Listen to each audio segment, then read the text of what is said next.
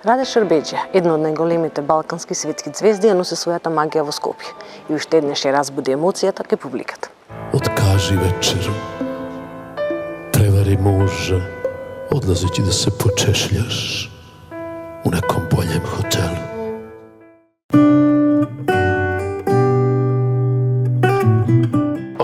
Traje dugo.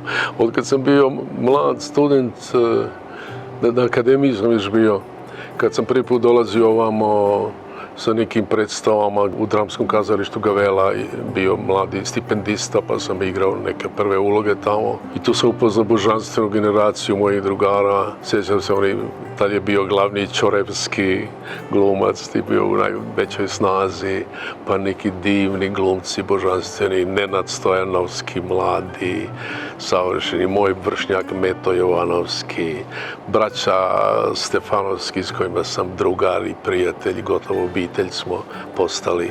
I tu je moj Milča Mančevski, koji mi na neki način ko mladi otac u filmu za mene znači.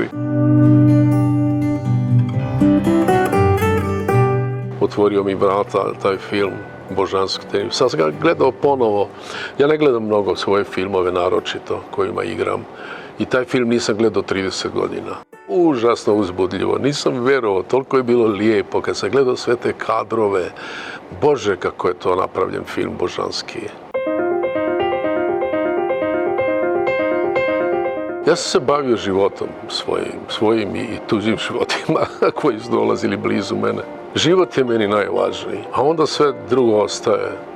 Osim glume, još više volim u toj umjetnosti biti učitelj. Sad sam uzbuđen gledajući televiziju, sve ovo što se događa u Novom Sadu.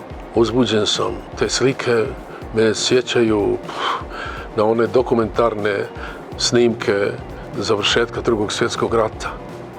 Kad dolazi narod, jedan kad se grle, oslobodioci i ovi koji su bili zarobljeni. I to su neviđene emotivne stvari. Divim se toj mladosti, divim se njihove hrabrosti, pameti, briljantni su. Ja vjerujem u njih. I ja svaki koncert svoj od tada počinjem sa šutnjom, kao što ću večeras početi. I večeras ću taj koncert posvetiti njima.